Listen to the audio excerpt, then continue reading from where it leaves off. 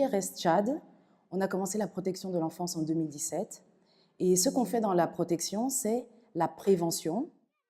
Pour le cas du Tchad, les risques auxquels les enfants font face, et spécialement les filles, parce qu'on porte une attention particulière pour elles, ce sont la question du mariage précoce, le mariage forcé, les mutilations génitales féminines, par exemple.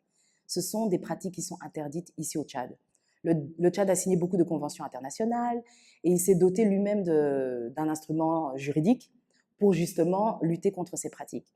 Mais dans les faits, comment est-ce qu'on peut, puisque tout ça est interdit, les gens le savent, les gens continuent à pratiquer, mais d'une manière beaucoup plus confidentielle et discrète, et même nos mobilisateurs et nos points focaux qui sont de la communauté, ils sont dans une situation qui est difficile parce qu'ils nous aident dans ce travail-là, mais comment ils vont pouvoir dénoncer finalement leurs frères, leurs sœurs, leurs parents qui pratiquent. L'autre challenge, c'est la personne qui est victime, donc l'enfant qui est victime, sa parole n'est pas tellement libre.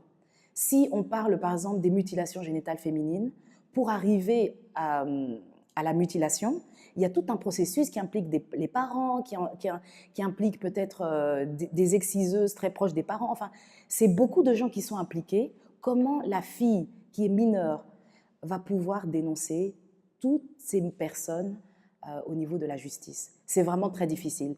Or, la mutilation génitale féminine, c'est du pénal. Donc, c'est l'État qui devrait se mettre à l'avant pour dire que la société n'accepte pas ce genre de comportement.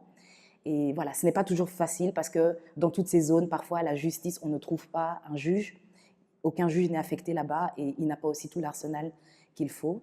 Le Tchad aussi a signé toutes ces conventions internationales, mais c'est difficile de faire appliquer là où des gens sont convaincus que c'est des pratiques qui doivent continuer. Si une femme ne témoigne pas de quelque chose comme ça, c'est seulement elle qui peut le faire et qui peut convaincre peut-être les autres mamans de ne plus continuer à pratiquer. Donc, on continue avec les sensibilisations et je pense qu'il faut continuer parce que le changement de comportement prend du temps et on a besoin de beaucoup d'années pour observer un recul de la pratique.